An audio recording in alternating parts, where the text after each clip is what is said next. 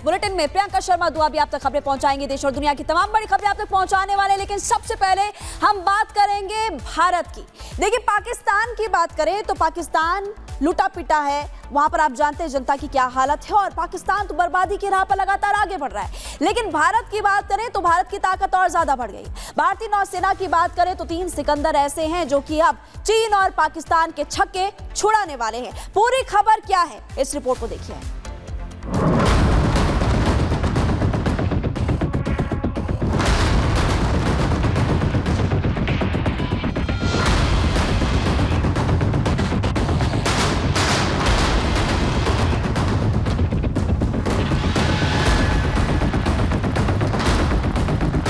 भारतीय नौसेना को आज नई ताकत मिली है। भारत के समंदर को नए प्रहरी मिले हैं। समंदर के बाहुबली को देखकर भारत के दुश्मन आज थर्रा रहे हैं।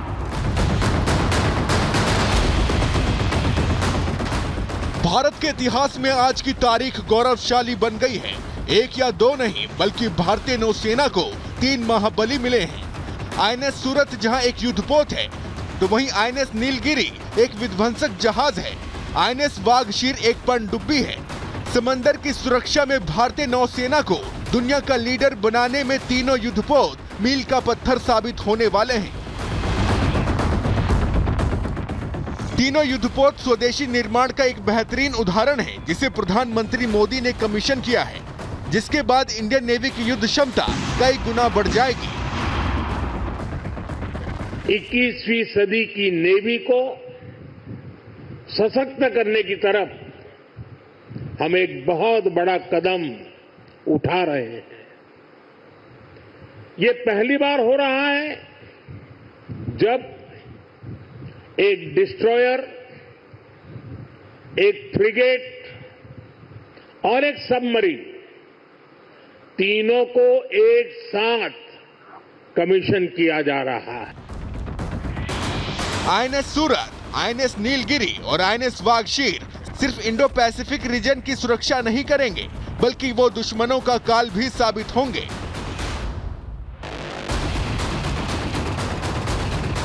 इस पूरे क्षेत्र की रक्षा सुरक्षा भी भारत अपना दायित्व समझता है।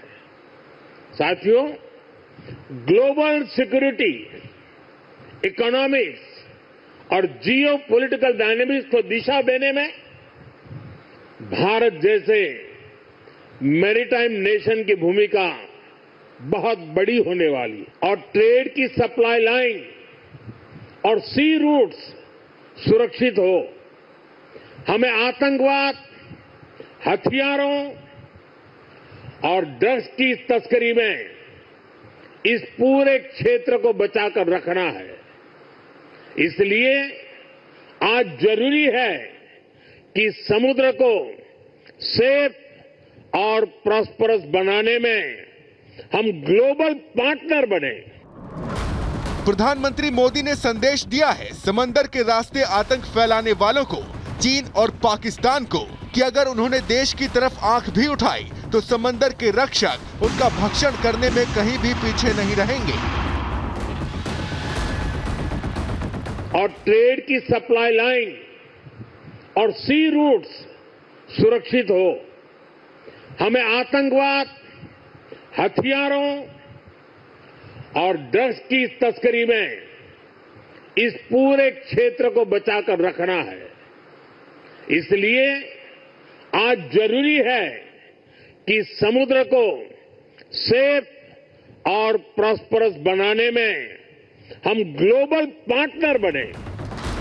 ये तीनों युद्धपोत मुंबई के Mazagon dock ship builders limited ने डिजाइन कर बनाए हैं। इनमें INS Surat P15B guided missile destroyer project का चौथा युद्धपोत है। ये दुनिया के सबसे बड़े और सबसे बेहतर विध्वंसकों में से एक है। इसमें 75% स्वदेशी सामग्री का उपयोग किया गया है। एडवांस नेटवर्क और एडवांस वेपन सेंसर पैकेज से लैस है।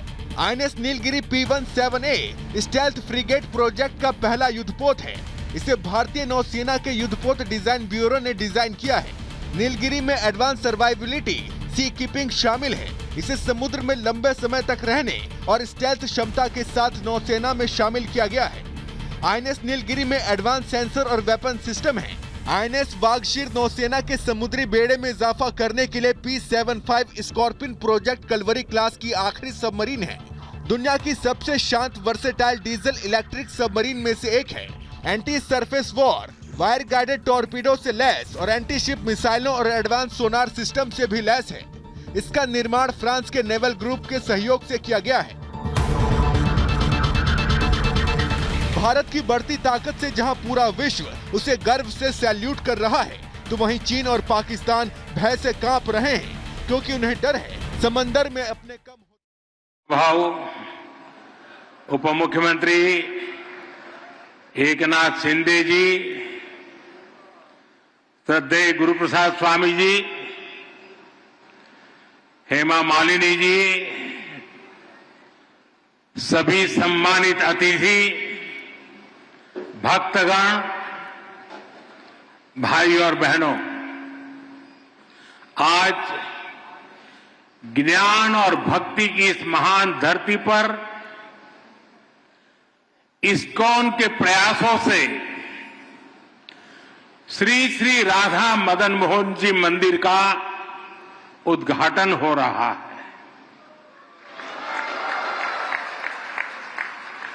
मेरा सौभाग्य है कि मुझे ऐसे अलौकिक अनुष्ठान में अपनी भूमिका निभाने का पुण्य प्राप्त हुआ है। ये इस्कॉन के संतों का अपार स्नेह और अपनापन है। श्रील प्रभुपाद स्वामी का आशीर्वाद है। मैं सभी पूज्य संतों का आभार करता हूं, उनके चरणों में प्रणाम करता हूं। मैं अभी देख रहा था श्री राधा मदन मोहन जी मंदिर परिषद की जो रूपरेखा है, इस मंदिर के पीछे जो विचार है, इसका जो स्वरूप है, उसमें अध्यात्म और ज्ञान की संपूर्ण परंपरा के दर्शन होते हैं। मंदिर में ईश्वर के विविध स्वरूपों के दर्शन होते हैं, जो एको अहम बहुश्याम, ये हमारे विचार को भी अभिव्यक्त करते हैं। नई पीढ़ी की रुचि और आकर्षण के अनुरूप यहां रामायण, महाभारत, उसको समेटे हुए उस पर आधारित म्यूजियम भी बनाया जा रहा है।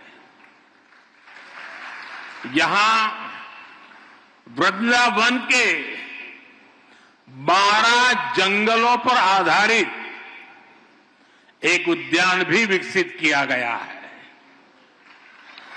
मुझे विश्वास है ये मंदिर परिसर आस्था के साथ साथ भारत की चेतना को भी समृद्ध करने का एक पुण्य केंद्र बनेगा।